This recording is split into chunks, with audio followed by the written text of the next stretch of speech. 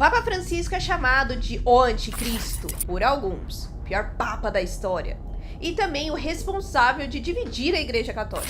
Mas será mesmo? Será que o Papa Francisco é esse desastre todo que alguns sempre afirmam? Ou será que nós estamos ignorando alguns pontos da história e desafios que é ser um Papa da Igreja Católica ao longo de todos os séculos? Porque afinal, manter a Igreja de Cristo na Terra não é tarefa fácil. No vídeo de hoje nós vamos mergulhar nos momentos mais difíceis do papado de Francisco, entender por que ele enfrenta tanta resistência, tanto dentro quanto fora da igreja até os dias de hoje. Então, já deixa seu like, se inscreve e prepare-se para descobrir os bastidores de um dos pontificados mais conturbados da história moderna. Primeiro, para nós entendermos tudo isso, nós precisamos voltar lá no início do ano de 2013, início do pontificado do Papa Francisco, que até então era Jorge Mário Bergoglio. Ele assumiu o papado aí num momento extremamente delicado. Vocês lembram o que aconteceu antes do Papa Francisco vir? A renúncia do nosso querido e saudoso Bento XVI, que foi algo inédito,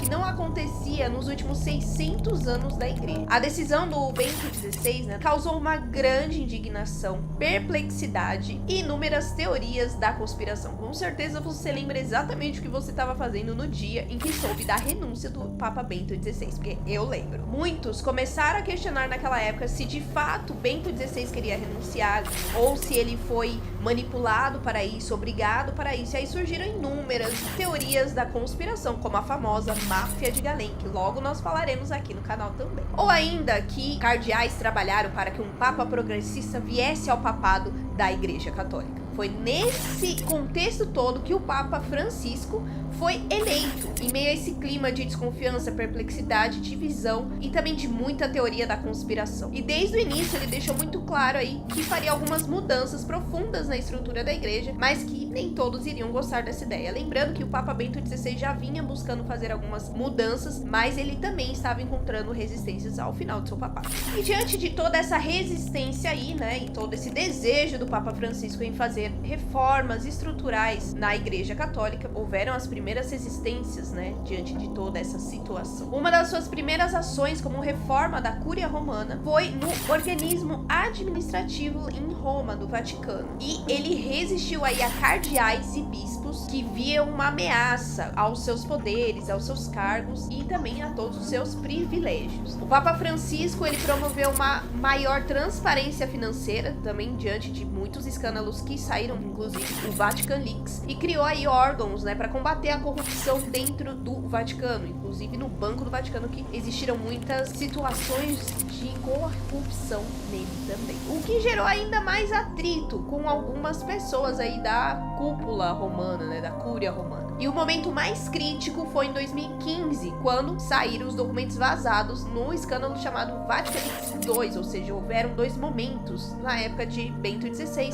e também na época do Papa Francisco. E aí foram eles que revelaram a corrupção e a má administração financeira dentro do Vaticano, o que acabou abalando aí um pouco também a imagem da Santa Sé perante o mundo e principalmente para os católicos. Mas isso foi só o começo de tudo. Em 2019, o Papa Francisco convocou o famoso Sínodo da Amazônia, você já deve ter ouvido sobre ele, para discutir aí algumas questões ambientais e pastorais ali, em regiões amazônicas. Mas o evento se tornou um dos eventos mais polêmicos da Igreja Católica, no tempo moderno e também, claro, do seu pontificado. Porque durante as celebrações dentro do Vaticano, uma estátua aí da Pachamama, que é símbolo, da tribo indígena, ela foi apresentada como um símbolo cultural dos povos amazônicos. Mas a maneira como ela foi apresentada ali deu a entender de que era um culto, uma idolatria a falsos deuses. E os críticos do Papa Francisco acusaram o Papa e também todos os bispos e cardeais que estavam ali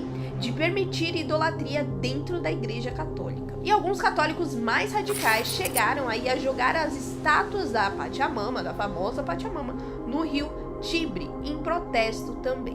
Esse episódio aí foi amplamente explorado por grupos tradicionalistas que já viam o Papa Francisco como um papa progressista e permissivo, e aí só aumentou ainda mais todas aquelas acusações que nós falamos no início do vídeo.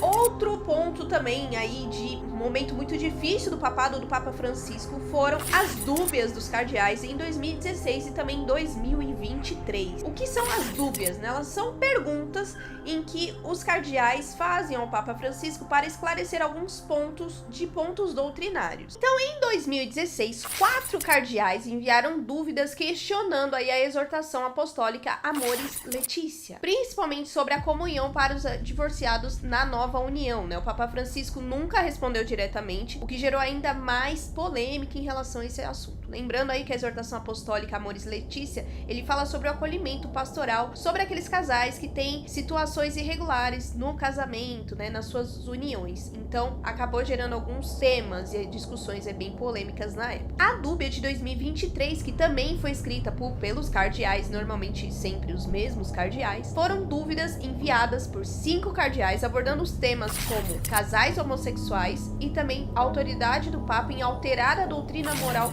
da Igreja, por conta dos últimos documentos e falas do Papa Francisco também. Dessa vez o Papa Francisco respondeu, mas as suas respostas foram vistas como ambíguas, né? O que gerou mais polêmica também. O silêncio, a resposta indireta do Papa Francisco só aumentou aí essa divisão, esses debates, essas brigas dentro da Igreja, mas lembrando, sempre com grupos considerados como mais conservadores, tradicionalistas ou ultraconservadores, que acusaram o Papa Francisco de relativizar a doutrina da Igreja Católica. Um outro ponto crítico no pontificado do Papa Francisco, eu acredito que seja um dos mais críticos mesmo, é em relação ao caminho sinodal da região da Alemanha, ou seja, o caminho sinodal alemão, que é um processo aí, né, em que os bispos da Alemanha estão se unindo para rever algumas questões pastorais, mas que acabou trazendo temas ali que são bem controversos, a doutrina da Igreja como um todo e também a toda a doutrina moral da Igreja, porque eles propuseram aí, né, mudanças radicais na estrutura da Igreja, inclusive em dogmas e até mesmo leis de Deus sobre tudo aquilo que acontece no mundo. Então, incluindo aí a bênção das uniões homossexuais, a ordenação de mulheres e também toda a questão dos casais em situações irregulares que possam ser aprovadas, também a ordenação dos padres que podem ser casados, muitos temas polêmicos que nós também traremos em outro vídeo aqui. Muitos viram isso, né, todo o caminho sinodal como um grande risco de cisma, mais um cisma dentro da Igreja Católica, porque algumas decisões ali, óbvio, são muito contraditórias aos ensinamentos da fé católica e também da doutrina da nossa Igreja. Aí o Papa, ele tentou sim, apesar de alguns falarem que não, ele tentou conter os avanços disso, mas sem um posicionamento para alguns, de um posicionamento claro e firme, apesar de nós termos aí sim cartas e às vezes palavras muito duras sobre essa questão do Papa Francisco até os bispos, né, até esse caminho sinodal. Esse movimento ganhou aí uma força, o que gerou mais divisão também na Igreja Católica, né? Agora eles deram uma diminuída perto do que era lá no início,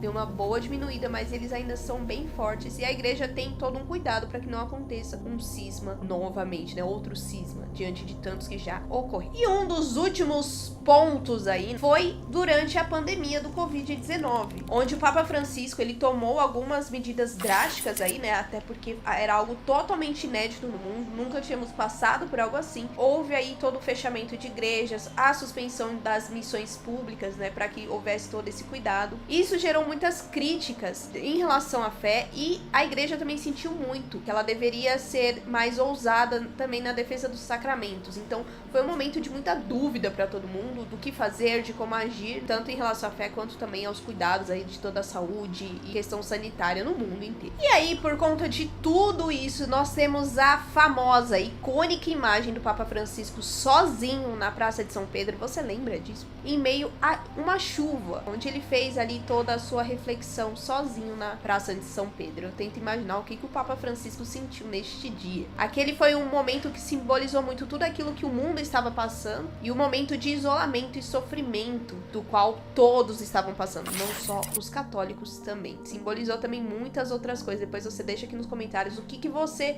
sentiu ao ver esta cena. Esses foram os maiores momentos difíceis do Papa Francisco, mas talvez eu elencaria esse momento aí da Praça de São Pedro como algo muito icônico e forte para que nós pudéssemos refletir sobre todo o papado do Papa Francisco, que muitas vezes ele se sente muito sozinho diante de todo um silêncio ou sofrimento que o mundo passa. Então, diante de tantos desafios, divisões, problemas, confusões, conspirações, como que nós devemos interpretar aí o papado de Francisco? O próprio Papa Francisco, ele já nos deu essa resposta em uma das suas catequeses ali, né, em um discurso onde ele afirmou de que nos momentos difíceis é preciso ter coragem de louvar a Deus. Isso nos lembra que a história da igreja, ela sempre foi marcada por grandes provações. Desde os tempos bíblicos até as igrejas primitivas cristãs, até os dias de hoje, existem coisas que vamos sempre passar em relação ao sofrimento, a lutas, a batalhas. Todo Papa já passou por crises, todo Papa já passou por oposições, e se nós formos pegar a história da igreja, nós vamos ver coisas muito piores e muito mais difíceis do que essas que nós relatamos e selecionamos algumas aqui. Então a pergunta que fica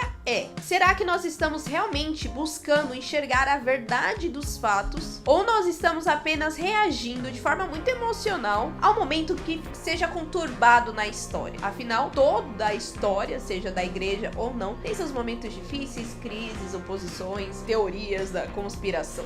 Agora eu quero saber de você. O Papa Francisco é um divisor na igreja ou ele é apenas mais um Papa que enfrenta tempos difíceis? Será que as suas decisões são fáceis de serem entendidas, são controversas ou um pouco confusas? Deixa a sua opinião aqui nos comentários e, claro, não esqueça de curtir, compartilhar e se inscrever no canal para que mais conteúdos como esse sejam produzidos. Então é isso, até o próximo vídeo de histórias, casos, curiosidades.